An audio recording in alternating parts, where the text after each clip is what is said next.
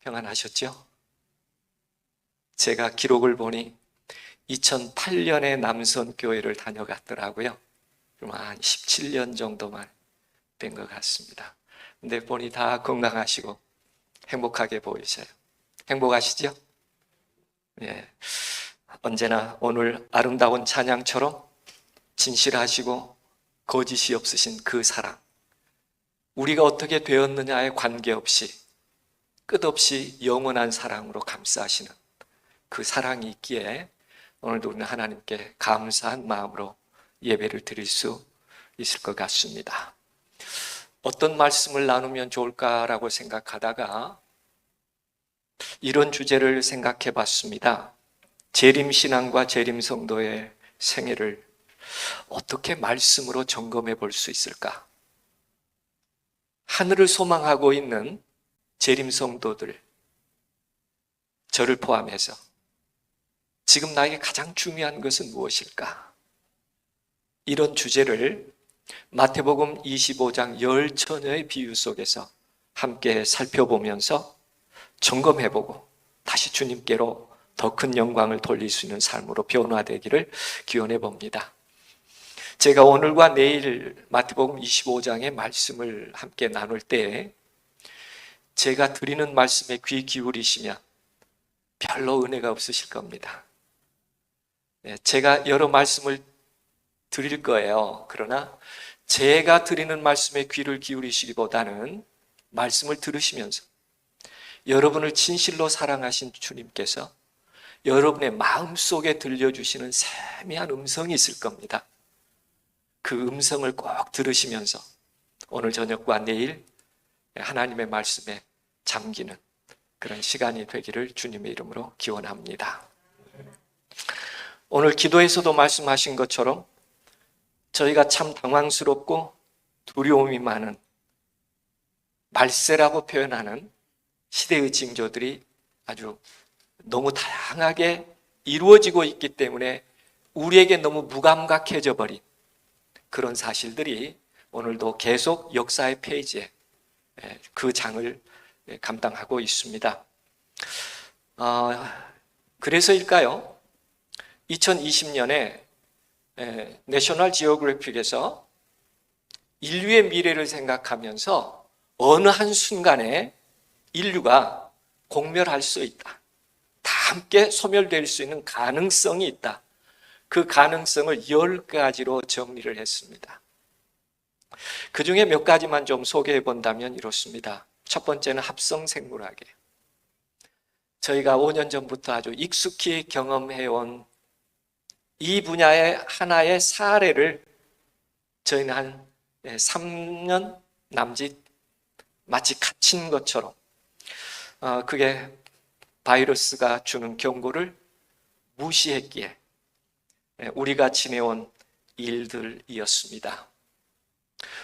짧은 한 3년의 세월 동안에 7억이 감염됐었고요. 사망 수는 700만입니다. 700만은 어느 정도 인구인가? 부산광역시 인구 전체, 대구광역시 인구 전체, 광주광역시 인구 전체가 다 죽었다는 것입니다. 얼마나 많이 죽었는지 이해되시죠? 참 숨쉬기도 어려울 만큼 그런 시대를 보냈죠. 그 다음에 세 번째는 지금도 우리에게 위협으로 다가오고 있는 게 ICBM입니다. 대륙을 날아가는 미사일들이죠. 여기에 이제 자꾸 핵을 탑재하겠다. 아직 끝나지 않은 전쟁들입니다. 역시 핵을 사용할 가능성이 있죠. 그런가 하면 하마스와 이스라엘 전쟁 끝나지 않았는데 또 어디와 전쟁을 계속 진행하고 있습니까? 이란과의 핵을 쓰겠다고 하는 이야기를 계속 하고 있는 입장이죠. 점점 가까이 내 의지와 관계없이 고통의 순간이 올 수 있다고 하는 것을 점점 큰 그림으로 세상은 그려내고 있다. 이렇게 봐도 과언이 아닙니다. 그 다음에 네 번째로 소개하고 있는 게 기후변화였어요. 기후온난화. 이제 곧 나라들이 잠긴다고 하죠. 위협이라고 하는 것이 가까이 있다고 하는 것을 우리들에게 말하고 있습니다. 가뭄과 홍수, 허리케인, 한파, 참 사는 일이 넉넉하지 않죠. 그래서 지진이 일어나고요. 그 다음에 이렇게 절규합니다. 한 분의 얘기 들어보시죠. 튀르키예 남부도시 가지안테프 인근 내륙에서 규모 7.8의 강진이 발생했습니다. Yani dedim herhalde kıyamet kopuyor. 이분의 첫 얘기가 뭡니까? 저는 오늘이 최후의 심판이라고 스스로에게 말했습니다. 지금 이 사건은 무슨 사건이라고요? 심판이라고. 우리가 이렇게 살아가고 있습니다. 그 다음에 두 번째로 이 공멸 시나리오 가운데 하나가 이 싱귤레리티라고 하는 시점이 다가온다, 그렇게 얘기합니다. 이 용어는 우리 박영숙 교수님이 미래 유엔 보고서 2045년에 기록된 그 책의 내용 가운데 보면 싱귤레리티라고 하는 용어를 사용합니다. 인공지능이 인간지능을 추월해서 더 이상 인간이 인공지능의 일을 제어할 수 없고 세상을 통제할 수 없는 시대로 넘어간다. 그게 언제라고 얘기하면 2045년이라고 얘기합니다. 그런데 2045년보다 더 빨라지고 있다. AI의 기계학습이 훨씬 더 빠르게 진행되고 있기 때문에 더 이상 인간이 통제할 수 없는 그 시점으로 가게 될 때 미래 세상은 어떻게 될 것인가. 그래서 꽤 많은 과학자들과 또 AI 관계된 학자들은 더 이상 AI 개발을 멈춰야 한다. 통제 없이 기계학습으로 계속 되어가는 이 엄청난 일은 곧 인간의 멸망을 가져올 것이다. 그래서 멈추자고 이 얘기합니다. 개발자들도요. 우리는 거기 작은 씨앗 하나, 우리 최근에 경험한 것들이죠. 여러분도 다 보시고 이해하셨을 겁니다. 전원일기의 용삼이라고 하는 분이 이 코로나 시기에 돌아가셨지만 살아있는 것처럼 대화하는 것을 방영했죠. 잠깐 보시면 이렇습니다. 총각, 노총각, 응삼이, 박유배입니다. 그런데 이렇게 간단한 인사를 하는 게 아니에요. 한번 들어보시죠. 딸을 그 스튜디오에 혜미 씨, 데리고 아빠. 왔습니다. 아빠 인사해.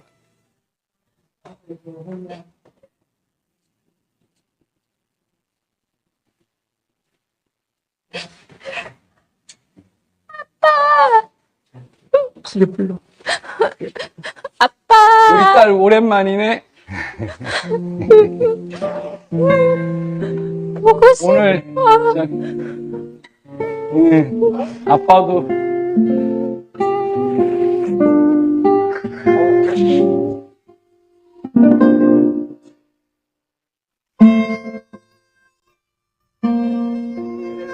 이렇게 아빠를 기억하게 해줘서 정말 고맙고, 새해는 더 건강하고 행복하고 기쁜 일들만 많길 바랄게. 예, 정말 사랑하는 이가 정말 감정이 복받쳐서 얘기하면 들을까요? 거절할까요? 그런데 이 내용에 보면 이런 내용이 하나 더 나옵니다. 이숙이에요. 극중에서 아이고, 뭐 짧은 생활 했지만 저하고 결혼 생활 행복했었죠? 아유, 너무너무 행복했죠, 명숙 씨. 근데 그럼 뭐 하냐고. 아, 요즘 그 회장님네 사람들에서 저 쉬쉬 저 개인이랑 썸 탄다고 그냥 소문이 고정 났는데. 어머, 어떻게 알았어요? 어머, 다 보는구나. 윤배영, 저기, 내가 개인아. 예, 이렇게 얘기해서, 차라리 교도소 들어가겠습니다. 어? 그 정도로, 그거 아시잖아요. 옛날부터. 의리를 지키신다고. 예, 개인이 너도 나이가 있으니까 이제 적당히 포기하고 잘해봐. 뭐 별수 있겠어? 어떡하면 좋니? 아니, 내가 그냥 쿨하게 그냥 여기서 저기 응원해 줄게 그냥 아유. 남편이. 아니, 있어요. 아, 나. 네. 이러면 마음이 어떤 결정을 할까요? 썸 타는데 그 썸을 결정을 낼 수 있겠죠. 왜냐하면 허락해 줬잖아요. 그렇게 하라고. 이게 강신술은 아닙니다. 그러나 강신술이 역사하도록 전초 작업을 하는 것 같아요. 사망한 사람들과도 뭐 할 수 있다? 네, 필요하면 교제할 수 있고 지도를 받을 수 있고. 이와 같은 내용을 어떻게 기록하고 있는가? 영감의 글에는 이렇게 기록합니다. 인간의 재간을 하나님의 지혜와 방법 위에 두며 또한 소위 과학이라고 일컫는 것을 중요한 경건의 능력 위에 두고 있다. 이와 같은 현상이 있다면 이러한 것들은 마지막 날 징조들이다. 이런 일은 뭘로 볼 수 있다고요?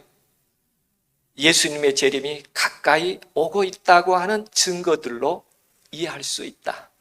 조금 더 가까이 왔나요? 조금 더 가까이 온 것 같습니다.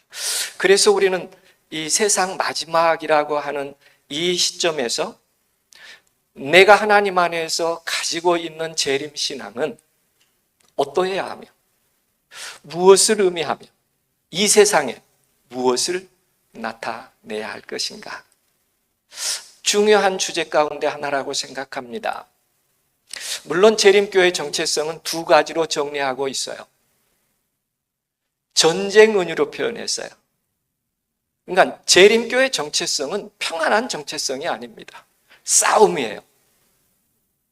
아주 처참한 싸움의 현장에 재림교의 정체성이 있습니다. 왜냐하면 성경 본문 자체가 용과 더불어 싸운다고 기록하고 있었거든요. 그러면 마지막이 되면 될수록 싸움이 치열해질 것이다. 이렇게 얘기하고 있습니다. 재림교의 정체성은 뭘 두고요? 하나님의 계명과 예수의 증거라고 하는 두 요소를 두고 생명이 오갈 수 있는 치열한 분규, 논쟁, 이게 재림교의 정체성이에요. 그 다음에 재림교의 정체성이 좀 어려운 것 중에 하나는 이 다양성을 인정합니다. 재림교의 정체성이요. 왜요? 곧 모든 민족과 족속과 방언과 백성이라고 하는 이 자체는 동일하지 않습니다. 이미 마지막 교회의 정체성은 다양성이라고 하는 배경 가운데 있는데 유일성이 함께 있어요. 그 유일성은 뭔가? 영원한 복음이에요. 영원한 복음은 다양성과 달리 바뀌지 않는 거라고 얘기합니다. 이 둘이 충돌해요. 때로 우리가 다양성을 찾아가야 되지 않을까? 다양성을 인정해야 되지 않을까라는 생각이 있는 반면에 한편은 또 어떤 생각이 있어요? 그래도 재림교의 정체성은 이거야. 바꿀 수도 없고 타협해서도 안 돼. 이 둘이 충돌합니다. 그게 재림교의 정체성이에요. 그래서 정말 지혜가 필요합니다. 이런 재림교의 결론적 바라봐야 될 한 목적이 있다면 이 일을 통하여 하나님께 영광을 돌리라. 하나님께 영광을 돌리라. 오늘 저는 그래서 이와 같은 우리의 시대적 배경과 성서가 말하고 있는 재림교의 본질에 대하여 이해하면서 그러면 성경에서 예수님께서는 마지막 시대를 얘기하고 있는 마태복음 24장과 25장에서 예수님 우리들에게 무엇을 더 마지막 시기가 되면 될수록 깊이 성찰해보라고 말씀하고 계시는지 열 처녀의 비유 가운데 나타난 비유를 통해서 정리해 보려고 합니다. 재림교의 정체성이 쉽지 않아요. 열 처녀의 비유 해석이 쉽지 않고 적용하기도 쉽지 않습니다. 왜냐하면 열 처녀의 특성을 어떤 용어로 표현했으니까요. 어리석은 처녀와 슬기 있는 처녀로 표현했기 때문에 이 용어를 좀 더 쉽게 표현하려면 악한 처녀와 선한 처녀다 이러면 조금 더 쉬워집니다. 여러분 악한 처녀 쪽에 속할까요? 선한 처녀 쪽에 속하실까요? 네, 그렇습니다. 어느 분 대답하셨어요. 선한 쪽에. 이건 좀 쉬워요. 열 처녀 비유에서. 차라리 예수님이 비유를 드실 때 어떻게 비유를 드셨다면, 선한 처녀가 있고 악한 처녀가 있다, 이렇게 비유를 드셨다면 쉽습니다. 그런데 어떤 비유를 드셨어요? 어리석고 슬기 있다고 하니까요, 어떤 날은요 나보다 슬기 있는 사람이 없는 거예요. 어떤 날 내가 생각해 보면, 그런데 어떤 날 생각해 보면 머리를 치고 싶어요. 바보 멍청이, 나같이 멍청한 사람이 없어요. 여러분도 그런 경험 하시나요? 어느 날은 나처럼 똑똑한 사람이 없다고요. 그런데 어느 날 생각하면 기가 막히게 나처럼 또 어리석은 사람도 없어요. 그래서 열처녀 비유를 말씀하실 때 예수님은 어리석다 혹은 슬기롭다, 우리에게 더 예민한 통찰력을 가지고 이 비유를 보라는 것입니다. 첫 번째요, 미련자의 특성 가운데 보면 미련한 자들은 등을 가지되 기름을 가지지 아니하고, 우리는 마태복음 25장 1절을 읽으면 우리 스스로 이런 생각을 합니다. 열처녀가 기름을 준비해서 갔다면 이 기름을 가지지 아니했다, 그래도 등에 무슨 조금 기름이라도 묻어 갔겠지, 안 그랬을까, 이런 생각하죠. 그런데 이 내용을 영어 성경으로 보면 뜻이 좀 분명해져요. 여기 영어 성경은 이렇게 얘기합니다. The foolish ones took their lamps, 그들이 등잔을 가지고 갔어요. But, 그러나 did not take any oil with them, 그들에게는 기름 한 방울도 안 가져갔다, 그런 뜻입니다. 그냥 쉽게 표현하면 등은 가져갔는데 did not take any oil with them, 어떤 기름도 가져가지 않았다. 모양은 잘 갖췄습니다. 그러나 뭐가 없다는 얘기예요? 불을 밝혀야 될 기름도 안 가져갔다는. 지금 뭘 얘기하려고 하냐면, 남선교회가 해외 선교 가려고 다 준비했습니다. 그런데 선교 자금, 물건, 구호품 다 가지고 인천공항 갔는데 여권은 집에 딱 놔두고 갔어요. 선교지 갈까요, 못 갈까요? 꼭 이런 현상과 같다는 것입니다. 뭔가 하는 것처럼 하는데 뭐가 없는 거예요? 그것을 실행할 진정한 동력은 가지고 있지 않았더라. 마지막 시대 교회가 그러더라. 그런 의미로 받아들일 수가 있습니다. 여기서 기름은 예수 그리스도, 성령께서 우리 마음 가운데 역사하시는 그분의 능력입니다. 어떤 현상이 나타나는가? 교회 변질은 많으나 변화가 없고요, 자랑은 많으나 자격은 없고요, 사심은 많으나 사랑은 없고요, 감정은 많으나 감사는 없고요, 성질은 많으나 성령은 없고요, 예배는 많으나 예수는 없어요. 혹 내 자신이 이런 삶에 있지 않을까? 뭔가 있는 것 같긴 해요. 뭔가 나도 재림성도 같기는 해요. 그러나 진정한 하나님이 역사하는 그 아름다운 역동적 역사는 내게 부재하고 있는 것은 아닌가? 열처녀 비유 통해서 우리가 늘 명상하지만 다시 한번 우리 마음을 하나님의 말씀으로 향하게 하고 있습니다. 그래서 우리가 다시 한번 생각해 보는 거예요. 진정한 재림교회의 목적이 무엇일까? 재림교회가 세상에 보여주고자 하는 것은 무엇일까? 그것이 건강일까? 그것이 애언일까? 정직한 교단이라는 표현일까? 아니면 열심히 선교하는 선교인이라고 말할 수 있을까? 어쩌면 역사하신 예수를 통하여 변화하고 그 변화를 밝혀서 하나님의 나라가 이 땅에 임할 수 있도록 살아가는 그런 삶을 이야기하지 않을까 하는 생각을 해보게 됩니다. 마지막이 될수록 우리 자신이 드러나는 것이 아니라 내 안에 역사하시는 하나님의 역사가 드러나는 삶을 예수님께서 기대하고 계신다라고 말씀드릴 수 있겠습니다. 우리가 차박을 하고 쇼핑을 하고 문화생활을 하고 우리 일상이 크게 잘못된 것은 아닙니다. 그러나 하나님의 거룩한 기름의 역사가 부족하지는 않았을까? 이게 한 주간 저와 여러분이 함께 명상해 보기를 희망하는 내용입니다. 그렇게 하다 보니 세월은 많이 지났습니다. 그런데 지금의 나를 생각해 보면 변화한 게 없는 것 같아요. 혹시 여기 한 30년 신앙하신 분 계실까요? 한 30년. 앞으로 한 30년, 우리 제가 잘 아는 우리 송경은 집사님. 네. 한 30년 더 드리면 천사처럼 변하실 것 같습니까? 너무 겸손하셔서 아니시라고요. 네. 왜 이런 현상은 계속 반복하고 있을까? 그래서 주님께서 오늘 저녁에 다시 한번 우리의 생각을 정리해 보라고 합니다. 제가 좀 시간이 갑니다만 영상을 몇 개 좀 함께 나눠보려고 하는데요. 함께 먼저 첫 번째 영상을 보시겠습니다. 너 아파트 현관번호 가르쳐주면서도 마지못해였잖아. 네, 그건 예고 없이 시어머니 들이닥치는 건 며느리 입장에서 테러예요. 테러리스트 됐네. 게스타프한테 수색당한 것 같대요. 엉망인 채 출근했는데 어머니께 들키는 것도 싫고 좀 당황했었어요. 그래. 엉망구경 잘했다. 아침에 출근하려면 바빠요, 엄마. 30분만 일찍 일어나면 돼. 아침밥도 안 해 먹이고 죽 사다 놨다 먹였던데. 뭐 때문에 이렇게 바빠? 엄마, 스티로폼 죽그릇 그거 환경호르몬 모르니? 너 약학대학 나온 약사 맞아? 대접에 옮겨서 전자레인지 돌렸어요. 전자레인지 유해하다는 거 몰라? 근거 없는 괴담으로 밝혀졌어요. 난 괴담을 믿는다. 전자파 때문에 30cm 이상 떨어져 사용하려는 게 벌써 깨름하잖아.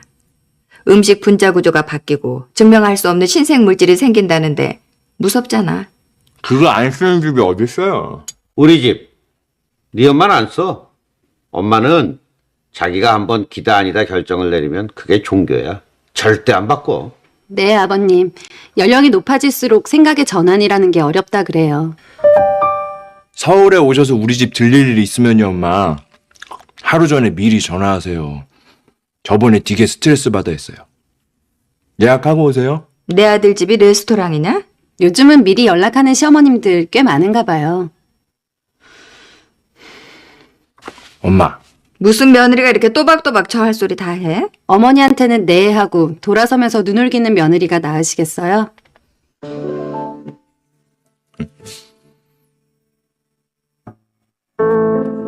누가 그러랬어? 너 어른들이 안 좋아하는 스타일인 건 확실해. 물론 나는 너 그런 당당함이 좋아서 결혼까지 했지만 초보 시어머니, 초보 며느리, 피차 초보라는 거 이해하고. 효지야, 네 엄마는 30년 넘게 우리 엄마 며느리로 종사한 사람이야.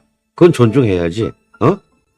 네 엄마 사나워지면 너 감당 못해. 악랄한 시어미 역할은 정말 사양인데 내가 그리던 며느리하고 너무 달라서 참 걱정이 태산이다. 죄송합니다. 의미 없는 죄송하다는 소리 나 싫어 얘. 아, 엄마, 그렇게 말씀하시면 어떡해요? 아들 장가 가면 바보 학교 입학시키는 거래더라. 엄마 말이 맞을까요? 며느리 말이 맞을까요? 다 맞아요. 굉장히 지혜스럽네요. 들으시면서 느낌이 어떤 느낌을 좀 받으셨어요? 좀 편안하시나요? 아니면 뭔가 좀 불편하시나요? 예, 저도 이 대사는 계속 진행되는데요. 아주 불편함을 느껴요. 다른 영상 하나 보겠습니다. 뭐냐? 너 서울 가서 공부하고 취직하고 시집가면은 그때 오는 것은 친정에 오는 것이지 너희 집에 오는 것이 아니란 게. 그리고 미처 다 나누지 못한 이야기가 투박한 편지 한 장에 담겨 우여곡절 끝에 성사된 지숙의 결혼. 시간이 흘러 이제는 딸도 엄마가 될 날만 기다리고 있는데요. 그런데 엄마, 너 양수 터진 것 같아.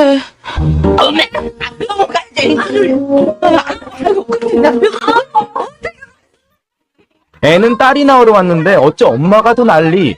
따라 들어가는 걸 겨우 분만실 앞에서 막아 세웠더니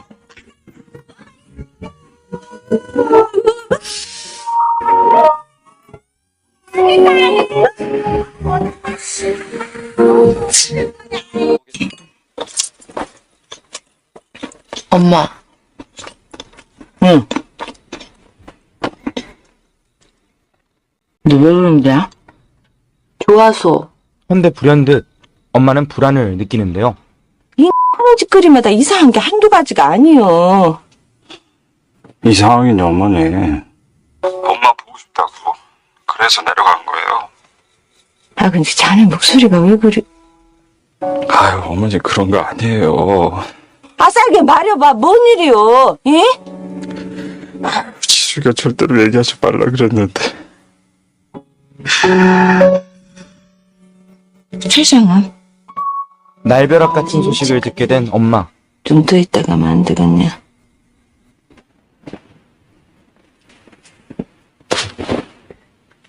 아가, 아무 걱정하지 마라. 내가 지킬게, 엄마가 지킬게. 엄마가 지킬게. 엄마, 아, 참. 아이고, 내 늦게 머리로 가라. 어서는.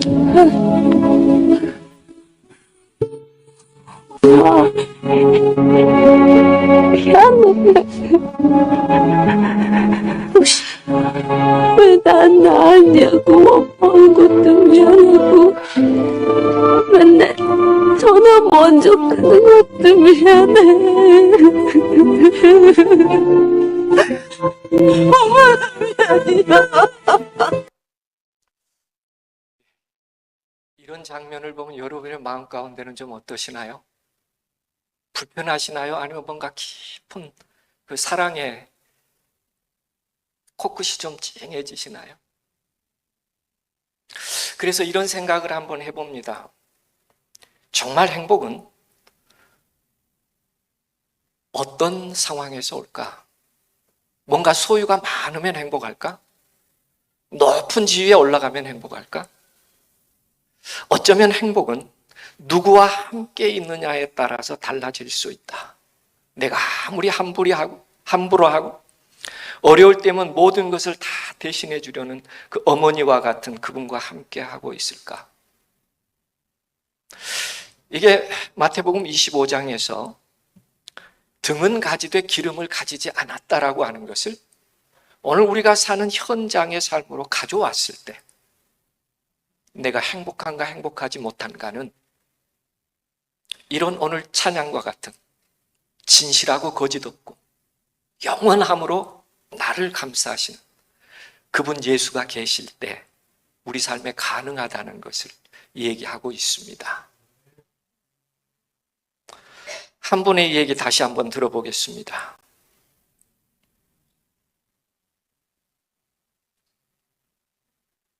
전화를 했대요. 아버지 전화 왜 하셨어요? 무슨 일이 있으세요? 아니야, 뭐 무슨 일이 있기는. 근데 왜 전화하셨어요? 아니야, 다른 게 아니고 말이지. 사실은 있잖아. 내가 너를 사랑한다고. 뭐라고요? 아버지 지금 뭐라 그러셨어요? 내가 그랬더니 아들이 아무 대답이 없더래. 미안하다. 미안한 게 많아. 그리고 끊었대. 3시간 있다가 며느리가 전화가 왔대. 아버님, 제 남편한테 뭐라고 하셨어요? 뭐라고 했길래 저렇게 방에 들어가서 1시간을 울고 있습니까? 뭐라고 했길래?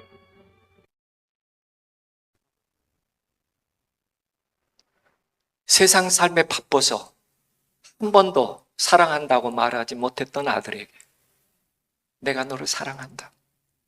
미안한 게 아주 많다고. 그 사랑이 아들 마음 가운데 터치되기 시작하자 아들은 1시간을 웁니다. 아들의 삶에 문제가 있는 것은 아니었습니다. 아버지의 진정한 사랑의 마음, 그 미안한 마음, 그렇게 표현된 사랑이 그의 마음 가운데 없었던 것이죠. 메말라 있으면서도. 그러나 이 사랑이 마음 가운데 인식되기 시작한 순간에 그는 눈물을 흘릴 수, 진정한 변화가 무엇인지 마음에 결심할 수 있는, 내가 뭐가 잘못됐는지, 그리고 무엇을 위하여 내가 회복을 기약해야 할지, 이것을 우리는 영적 경험이라고 얘기합니다. 누룩이 우리 마음속에 받아들여지면 그것은 우리의 욕망을 통제하고 우리의 사상을 순결하게 하고 우리의 성미를 부드럽게 할 것이다. 우리가 그렇게 변화하고 싶은데 안 되는 것은 의지라기보다 내 안에 예수 그분이 진정으로 역동하고 있는, 그래서 나로 하여금 눈물을 흘리게 하고 나로 하여금 더 깊은 사랑에 내 자신을 구별할 수 있도록 나를 인도하고 계신지, 그 주님이 내 안에 계시는지, 오늘 그 주님을 다시 우리의 마음속에 영접할 수 있는 저와 여러분이 되기를 간절히 원합니다. 지금 가장 중요한 것은 그분이 내 안에 있을 때 감각이 변화합니다. 성경에 많은 사람들이 어부가 갈릴리 바닷가에서 고기를 잡는 순간에 생리적으로 고기다, 잡았다 이렇게 외쳐야 됩니다. 그러나 제자 요한이 예수님이시라고 할 때 감각이 변해서 그물에 고기가 출렁거릴 때 잡았다가 아니라 주님이 우리와 함께 계신다. 중요한 건 가치도 변화합니다. 그리고 주님이 함께하면 삶의 목적도 변화합니다. 오늘 이 안식일에 예수 그분이 나의 삶의 주인으로 함께하고 계시는가 다시 한번 점검해 볼 수 있고, 우리 삶의 큰 변화를 다시 주님과 함께 시작할 수 있는 새로운 역사가 있기를 주님의 이름으로 기원합니다. 두 번째 본문 가운데 어리석은 처녀의 특성이라고 얘기하는 것은 5절과 6절에 나타난 이야기입니다. 신랑이 더디움으로 다 졸며 잘새 밤중에 소리가 나되 보라 신랑이로다 맞으러 나오라 하며, 드디어 밤중에 신랑이 옵니다. 이 밤중에라고 하는 것은 영어 성경에 딱 특정했어요. at midnight, 자정에. 그때 신랑이 온 겁니다. 많이 늦었죠. 그런데 그 다음에 보이는 미련한 자의 특성이 그 처녀들이 다 일어나 등을 준비할세, 여기 등을 준비할세라는 말을 트림드라는 단어를 사용했어요. 우리는 준비할세라고 해서, 이 준비할세는 말의 뜻은 심지, 예전에 호롱불 아시죠? 어두워지면 어떻게 했습니까? 더 불을 밝게 하기 위하여 심지를 털고 다시 돋아서 다시 불을 붙이면 환해지죠. 그 행위를 트림드라고 합니다. 등을 준비할세, 불이 더 밝히 켜지도록 정돈했다, 그런 의미를 가지고 있습니다. 그랬더니 불이 밝혀지는 것이 아니라 어떤 결과를 그들은 경험했어요? 등을 손질했더니 우리 등불이 꺼져가니 라고 얘기합니다. 왜 여기서 등불이 꺼져가는 것을 어리석은 일이라고 말할 수 있느냐 하면요, 다시 본문으로 돌아가서 조금 더 명상해보면 어리석은 처녀와 슬기는 처녀는 준비 과정이 다릅니다. 이 어리석은 처녀는 준비할 때 자기 친구가 결혼하는데 누가 더 예쁘다고 생각하는 거예요? 신부보다? 내가 더 훨씬 예쁜 거예요. 그러니까 들러리 준비하면서 누가 돋보이게 준비하는 거예요? 드레스 코드도 다시 생각하고 색깔도 등잔도 뭐 빗살무늬 꽃무늬 다 들어보고 그렇게 들러리 준비를 합니다. 그런데 슬기는 처녀는 들러리 준비를 하는데 상가에 가가지고 자기 코디를 하는 것이 아니라 감람산에 가서 잘 익은 감람나무 열매를 따는 겁니다. 깨끗이 씻고 잘 볶아서 진익이고 세마포로 짜서 맑고 향기난 감람류 기름을 준비해요. 그러다 또 생각해 봅니다. 신랑이 더디 오지. 그 다음날 상가를 가는 게 아니라 또 어디를 가는 거예요? 더 깊은 감람산에 가서 더 잘 익은 과일을 따고 그걸 다시 잘 볶고 진익여서 기름을 짜는 일로 준비합니다.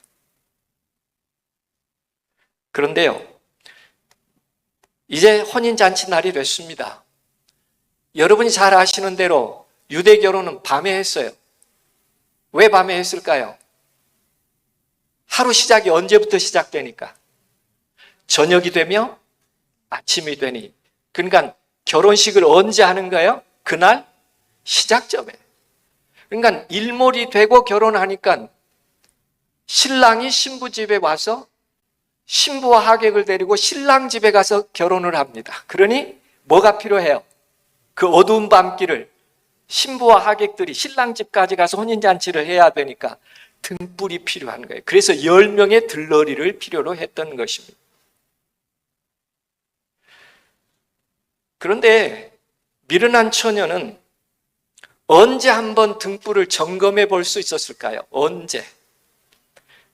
자기 드레스 코드 할 때 등잔도 한번 켜봤더라면 아, 기름 필요하구나 이 생각했을 거예요. 근데 했다 안 했다? 안 했다. 무조건 기름 있다고만 생각하는 거예요. 집에서 출발할 때 한번 등잔불 켜봤더라면 그 낭패 안 당했을 겁니다. 또 언제요?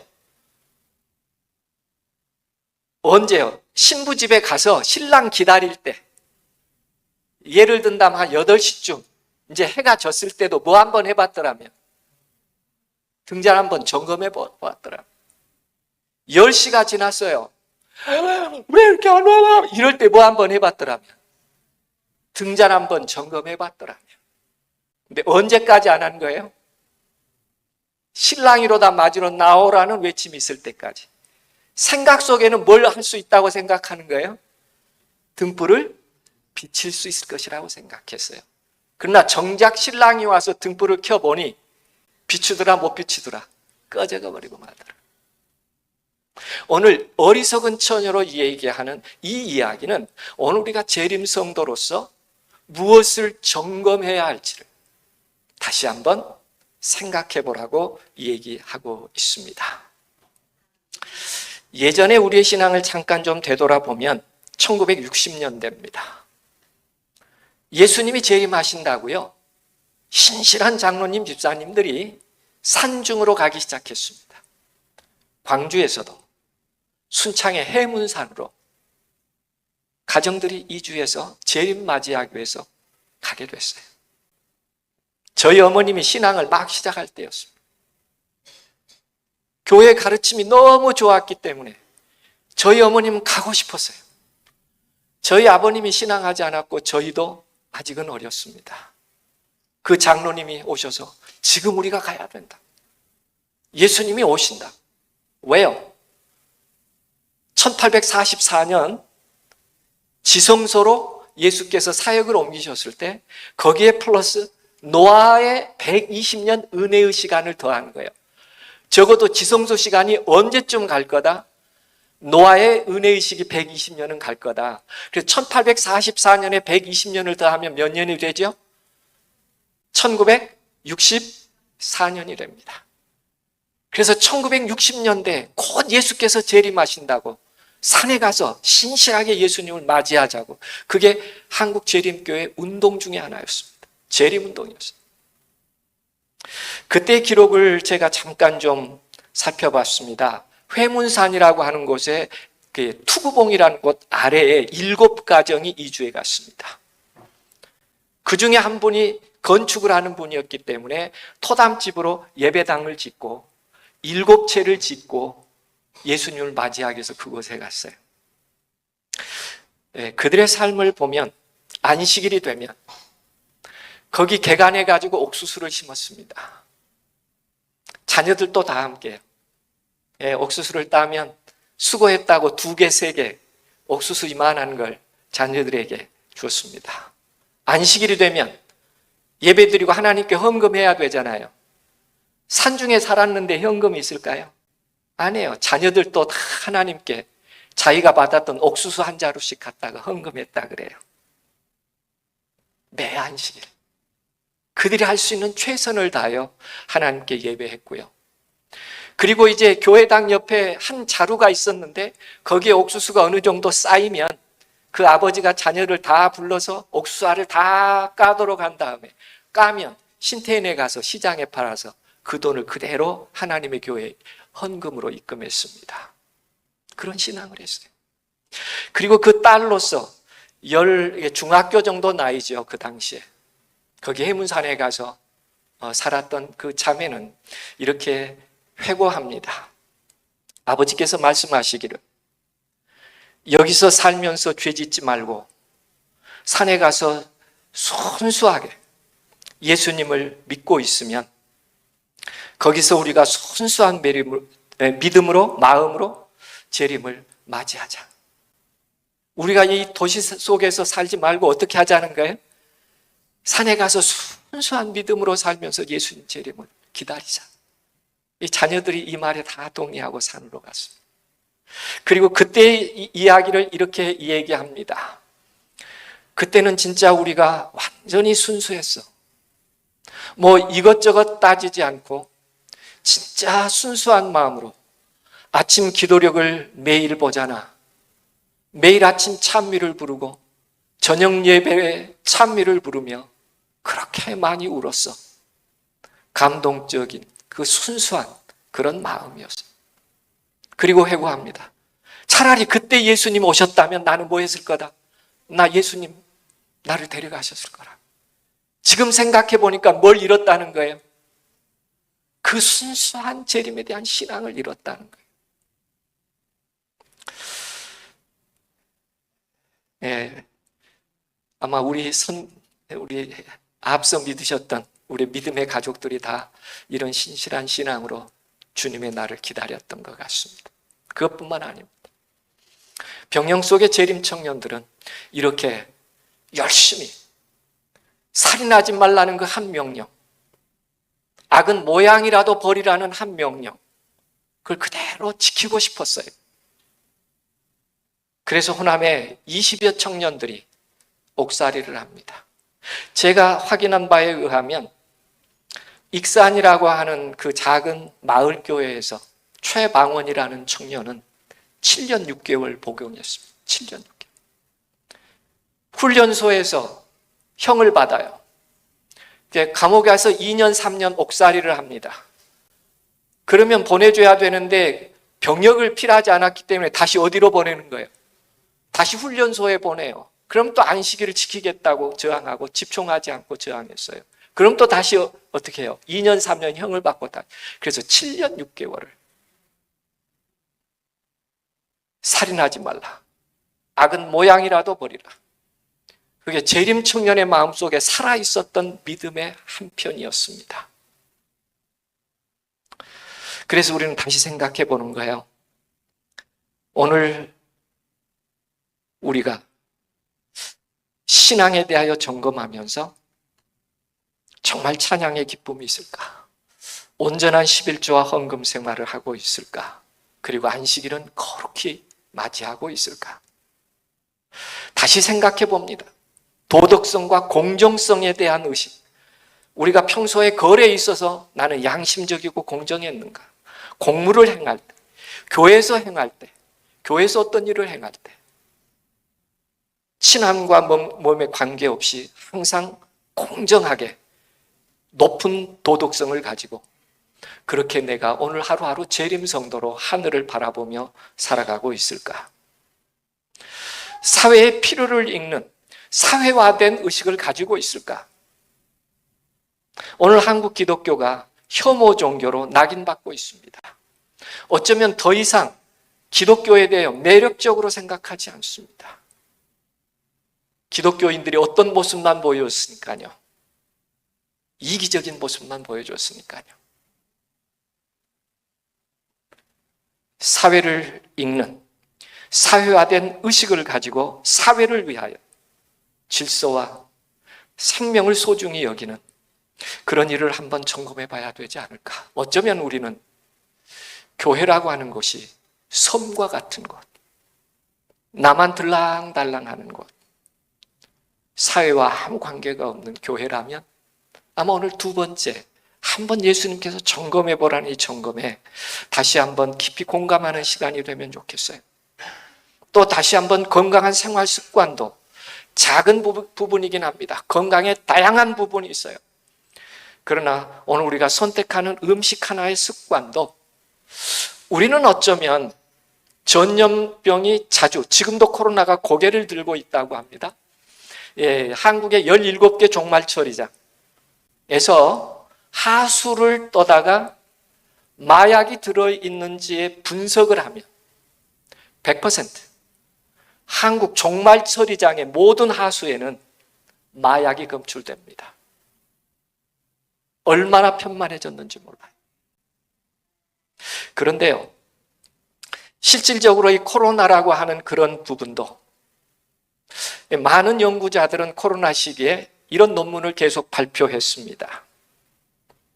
하버드 대학에 관계된 한 병원에서 이런 보고를 하죠.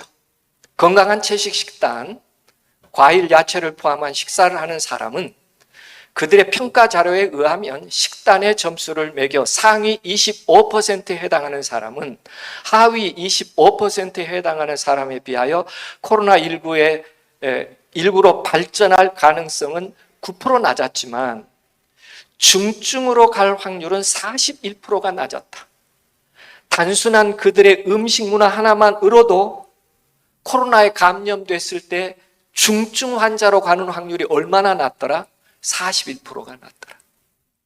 그래서 이 연구자는 이렇게 얘기하고 있습니다. 우리가 먹는 식단에 신경을 더 써도 코로나19의 감염을 줄일 수 있습니다. 하나님이 왜 재림교회 건강기별을 주셨을까요? 이 일도 우리는 참 관심을 가져야 합니다. 조금 아이러니합니다만 스타들의 슬기로운 비건 생활은 계속 소개되고 있습니다. 여러분이 잘 아실 만한 분들, 다 비건 선언한 분들이에요. 여러분이 아실 만한 분들입니다. 여러분이 자주 뉴스 매체에서 대하는 분들이에요. 이분들 다 채식한다고 선언한 분들입니다. 식품들도 다양하게 쏟아져 나와요. 재림교인의 뭐가 더 올라가는 동안에, 육식하는 인구가 증가하는 동안에 세상은 채식하는 인구가 증가하고 있습니다. 아이러니 아닐까요? 하나님이 마지막 전염 시대에 왜 이 교회 건강기별이라는 걸 주셨을까요? 사회를 건강하게 만들라라고 하는 명령이었죠. 어쩌면 우리의 모습은 재림신앙에서 점점 역행하고 있는 모습이 아닌가. 좀 줄여야 될 것 같아서요. 시간이 이미 지나버려서요. 우리가 다시 내면의 정직성을 점검해 보고요. 사람과 사람에 대하여 악에게 지지 말고 선으로 악을 이겨가는 삶, 그리고 하나님의 온전하신 뜻이 무엇인지 분별해 가는 삶, 한번 다시 점검해 보도록 마태복음 25장은 우리들에게 분부하고 있습니다. 어쩌면 우리 교회 모습은 이런 모습 아닐까요? 누구나 다 환영합니다라고 했어요. 그러나 문은 닫혀 있습니다. 그 성 안에 있는 사람들은 갑옷을 입고 화살을 쏴요. 예수님은 어디 계셔요? 예수님은 밖에 계셔요. 교회 안에 들어가시지도 못합니다. 그래서 생각해봐요. 혹시 우리도 이런 신자는 아니었을까? 여러 신자들의 표본들이 있습니다. 읽다 보시면 나도 저러는데 하고 공감 가는 한두 영역의 성도의 유형이 있을 거예요. 그래서 우리는 이런 이야기 하나 더 귀 기울여 봅니다. 목공소의 연장들이 서로 회의를 했답니다. 한 자리에 모여서. 그런데 회의를 하다가 망치는 항상 깨고 부수고 소란스러우니 여기서 떠나야 한다고 주장을 했어요. 망치가 들으니까요, 굉장히 좀 당황스러웠습니다. 그래서 이 얘기하기를 그럼 대패도 떠나야 된다고 제안합니다. 대패가 하는 일은 늘 남의 껍질을 감싸기보다는 벗겨내기 때문에 그도 떠나야 된다고 이 얘기했어요. 참 대패가 난감했습니다. 그런데 그의 눈에 작아 보였어요. 너는 항상 자기만 옳다고 하고 남을 측량하기 때문에 은혜롭지 못해. 그러니까 너도 함께 떠나야 된다고 이 얘기해요. 가만히 있었던 자가 기가 막힌 거예요. 그렇게 말한다면 여기 있는 톱도 연합운동보다는 분리운동만 하고 있으니 필요 없지 않습니까? 다 떠나라는 거예요. 그러자 목수가 들어왔습니다. 아무 말 없이 그 연장을 하나하나 동원해서 아름다운 강단을 만들기 시작했습니다. 약점만 있는 줄 알았던 연장들은 서로가 좋은 일에 쓰임을 받았다는 사실에 감탄하면서 좋아했습니다. 알고 보니 우리 모두가 쓸모있는 존재들이었군. 오늘 저는 마지막으로 이런 역사가 우리에게 일어나기를 간절히 원합니다. 누구에게 들려지기 시작하면, 목수의 손에 들려지기 시작하면 우리는 다시 더 아름다운 역사와 그리고 재림을 준비할 수 있는 진정한 사역을 이룰 수 있으리라고 생각합니다.